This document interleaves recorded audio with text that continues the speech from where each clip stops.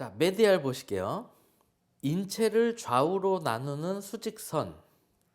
이게 무슨 말이냐면 인체를 좌우로 나누는 수직선이에요. 이렇게 앞쪽에서 이렇게 책받침 하나가 들어온다고 생각해 보세요. 수직으로 딱 들어온 선이에요. 그래서 좌우로 나뉘어지겠죠. 제가 왜 이렇게 표현을 했냐면 이쪽 오른쪽 눈을 기준으로 표현을 했냐면 수직으로 들어와서 내 인체를 좌우로 나누게 되는 이 평면을 메디알이라고 표현을 해요. 근데 이 수직선을 정중시상면인 메디안 평면이라고 되어 있잖아요. 메디안 평면은 뭐냐면 정중시상면, 정가운데, 눈과 눈 사이, 코. 그러면 정확하게 좌와 우가 나뉘어지죠. 2분의 1 되는 거죠, 딱. 이게 메디안 평면인 거예요. 정중시상면. 이렇게. 앞에서 큰 책받침이 쫙 들어왔다라고 생각해 보시면 돼요. 그래서 이게 메디안 평면이다라는 거고, 정중시상면이 아니라 약간 옆쪽으로 이렇게 들어와져서 이렇게 책받침이 들어와져서 인체를 좌우로 나눈 거를 메디알이라고 기억을 해 주시면 됩니다. 자, 그럼 보실게요. 예시, 목은 어깨의 내측, 그러니까 목은 어깨의 안쪽에 위치하고 있다. 메디알, 그쵸? 그러니까 안쪽을 의미한다라고 보시면 내측. 자, 메디알이라는 의미는 정중시상면, 그러니까 눈과 눈 사이, 코를 기준으로 해서 인체를 좌우로 나눈 그 가상의 수직면 있죠? 그 부분에 가까운 위치를 메디알하다 이렇게 표현을 하는 거예요. 그럼 내측, 안쪽을 의미하는 거죠. 예시를 보시면 목은 어깨의 내측 메디알에 위치한다. 이해되시죠? 어깨보다 목은 메디알하다. 안쪽에 있다. 이런 표현이죠. 이제 비복근에서 볼 때, 그러니까 종아리에서 볼 때, 종아리에 대한 근육 명칭이 비복근입니다. 경골, 티비아는 우리 하퇴에 있는 뼈가 두 개가 있는데 하퇴에 있는 뼈 중에 경골은 앞쪽에 위치한 거고 비골은 뒤쪽에 위치한 거예요. 경골은 비골보다 메디알하다. 그러니까 더 내측에 또 위치한 거예요. 경골은 비골보다 내측에 위치한다. 이렇게 표현이 될 수 있는 거죠. 자, 그럼 잘 보면 우리 하퇴라고 하면 무릎 아래, 발목 위에를 이야기하는 거예요. 그 하퇴, 종아리 쪽에 있는 뼈 두 개가 있는데 경골이라는 티비아, 얘는 전면, 엔테리어 쪽으로 조금 위치가 되어 있고 비골, 피불라라고 하는 비골은 종아리 쪽, 후면, 포스테리어 쪽에 위치해 있어요. 근데 이 경골은 메디알한 위치에 있는 거예요. 이 비골보다 더 내측으로다가 안쪽으로다가 위치해 있다라는 겁니다. 잘 인지해 보시고 이해가 잘 안 가면 돌려서 다시 들어보세요. 지금 제가 설명한 거 가만히 잘 들어보세요. 그래서 결국은 뭐냐면 경골은 비골보다 인체의 중심 쪽에 있다. 내측에 있다. 안쪽에 있다. 그런 이야기죠. 자, 레터럴 보실게요. 레터럴은 다른 신체 조직보다 메디안 평면에서 바깥, 가장자리로 멀리 떨어진 조직을 표현을 하는 용어예요. 귀는 코의 외측, 바깥쪽에 있다. 그래서 귀는 코보다 레터럴하다. 이렇게 표현을 할 수가 있겠죠. 그럼 반대로 코는 귀보다 메디알하다. 이렇게 표현할 수 있겠죠. 이해되시죠? 자, 슈퍼피셜. 슈퍼피셜은 얕은 표층, 그러니까 우리 피부 겉에 상피 조직이라고 이제 표현을 하는데 피부 표면 있죠? 이 바깥쪽 가생이의 가장 가까운 부분을 의미하는 표현이에요. 그래서 인체의 가장 바깥쪽이라고 기억하시면 돼요. 슈퍼피셜. 인체의 가장 바깥쪽. 딥, 깊은, 심층 이런 의미를 갖고 있죠. 그래서 딥하다 뭐 이런 표현들 많이 일반적으로도 사용을 할 거예요. 그렇죠? 그래서 인체 아래, 내측, 깊게 위치함을 의미하는 표현이다라고 기억을 해주시면 됩니다.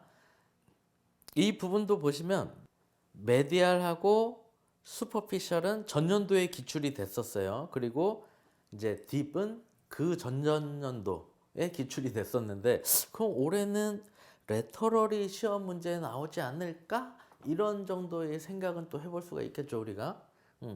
근데 나왔었던 게 또 계속 나오기도 합니다. 참고로.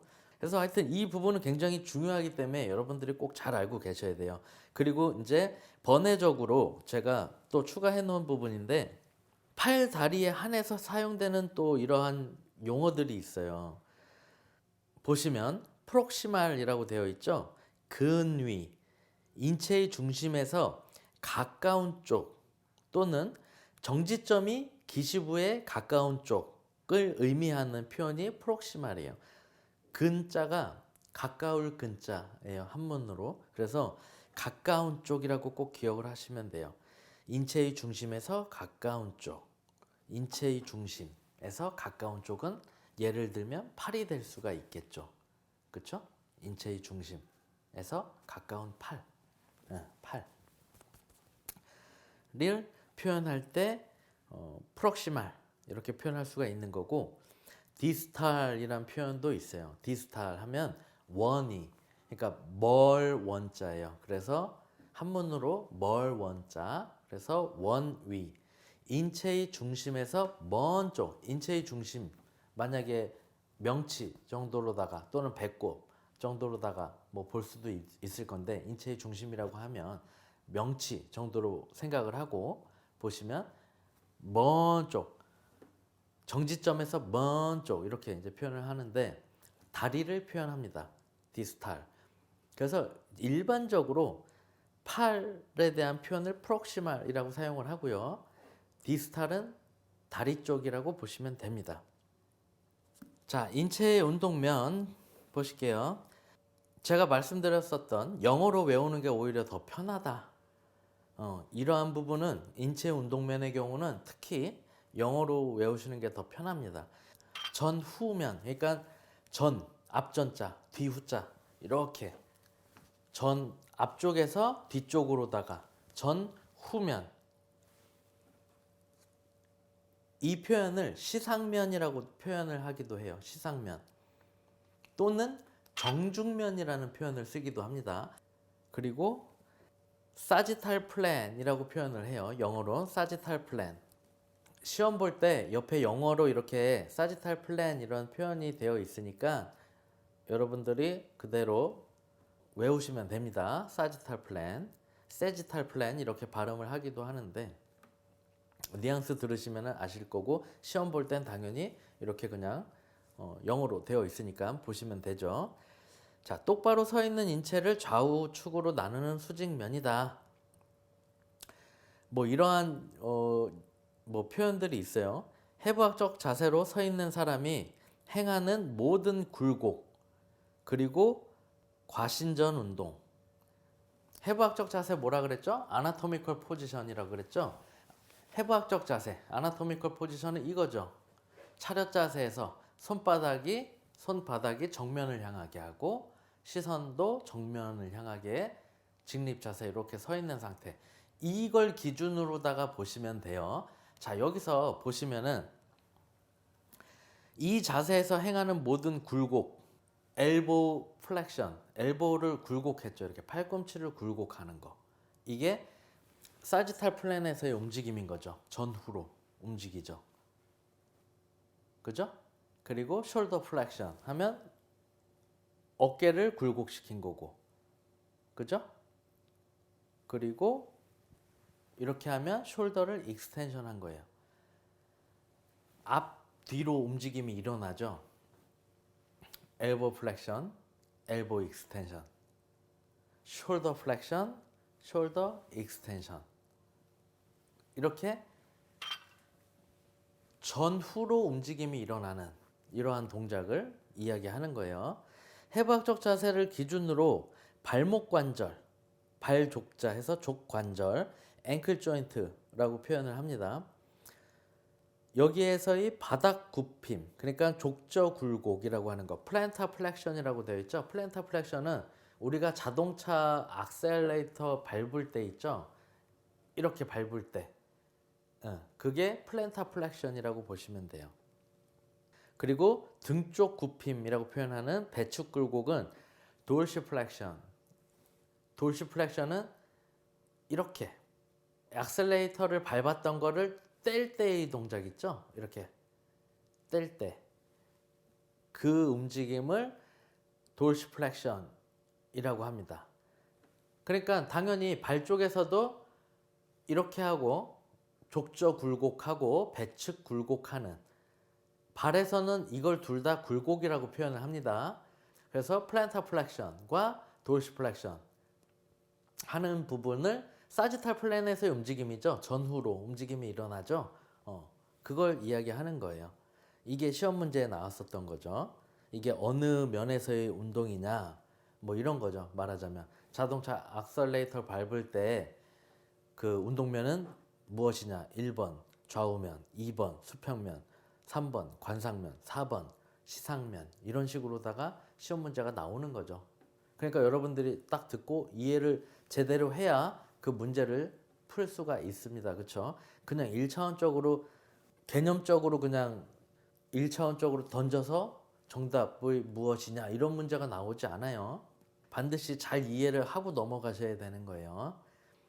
그럼 결국에는 대표적인 운동 보시면 바벨 컬, 바벨을 이렇게 들어 올렸다가 내리는 플렉션, 익스텐션. 엘보우가 플렉션 됐다가 익스텐션 되는 거. 그렇죠? 굴곡과 신전 되는 이 동작이 사지탈 플래넷의 움직임이죠. 윗몸 일으키기. 마찬가지. 우리가 윗몸 일으키기 이렇게 하죠. 마찬가지로 이것도 세지탈 플래넷의 움직임이고, 앞구르기, 뒷구르기, 머리 끄덕이기, 이게 다 전후면 운동인 거죠. 움직임 자체가.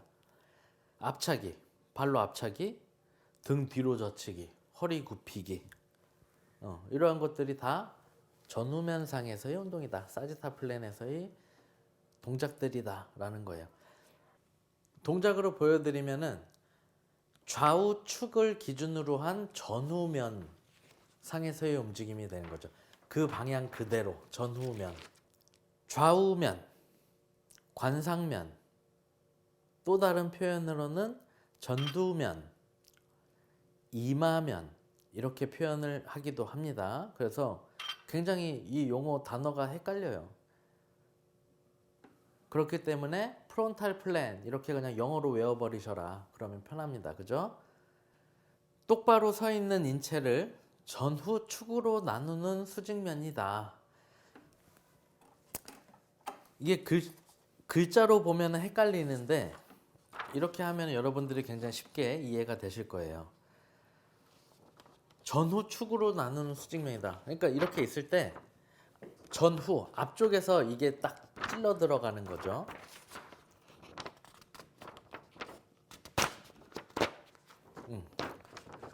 자, 이렇게 딱 찔러서 들어오면 전후로 찔렀죠. 그 도깨비에서 공유 검 가슴에 찔려 있는 것처럼 여러분들이 기억하기 쉽게 이렇게 딱 그림으로 제가 넣어 드리겠습니다. 전후축으로다가 지금 검이 가슴에 박혀 있죠. 자, 이렇게 전후축으로 되어 있을 때 이 전후축을 기준으로 해서 움직이면 이렇게 움직임이 일어나죠. 옆으로, 옆쪽으로 움직임이 일어나게 되죠.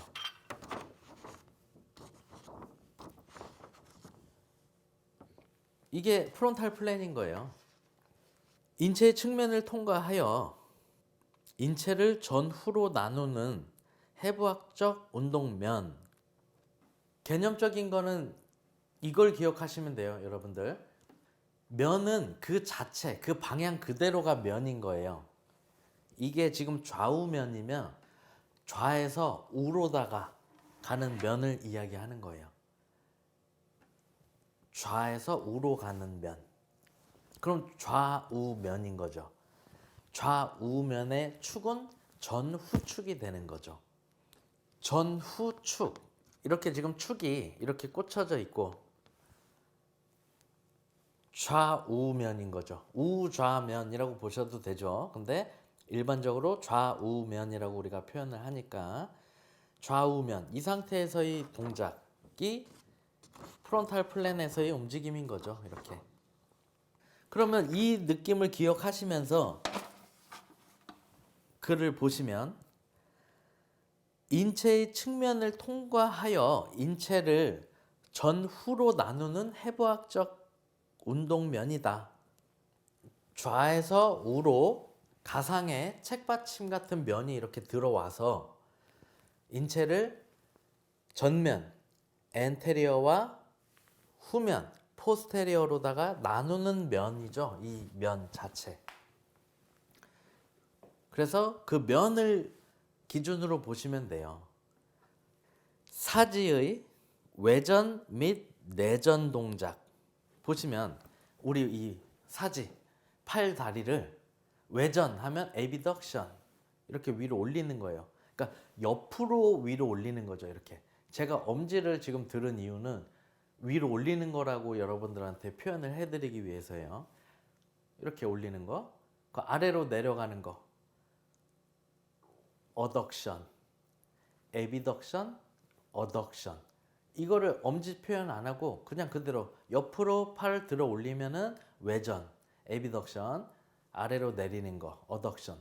내전, 몸 안쪽으로 향하는 거니까. 바깥, 외, 안, 내. 그죠? 그래서 외전, 내전. 이렇게 표현을 하는 거예요. 지금 팔로다가 보여드렸지만 아나토미컬 포지션 자세에서 다리를 갖고 그렇게 할 수도 있겠죠. 에비덕션 하면 다리를 옆으로 들어 올리는 거. 그죠? 다리를 다시 안쪽으로 모으는 동작은 어덕션. 그래서 에비덕션과 어덕션. 이렇게 동작이 일어나는 거를 이야기하는 거예요. 그리고 이제 스캐플라, 견갑골을 위로 올리는 거상. 날개뼈 있죠? 우리 등 그 뒤쪽에 있는 날개뼈가 거상되는 거. 이렇게 거상. 이때 날개뼈가 이렇게 움직인단 말이에요. 그렇죠? 그리고 강하 또는 하강 이렇게 표현을 하는 거. 디프레션은 견갑골이 이렇게 내전된단 말이에요. 그 부분을 이제 이야기하는 거고, 척추, 스파인에 대한 측면 굴곡, 레터럴 플렉션이라고 되어 있죠. 척추 이 등 아시죠? 척추. 스파인 플렉션 하면 옆으로 측면 굴곡. 이거를 이제 우리가 스파인 레터럴 플렉션 이렇게 표현을 하죠. 레터럴, 몸의 중심에서 가장 먼 쪽, 바깥쪽으로 플렉션. 이렇게 할 수도 있죠. 레터럴 플렉션. 그렇죠? 그래서 한쪽으로 측면 굴곡을 해주는 거를 이야기하는 거예요. 척추의 측면 굴곡.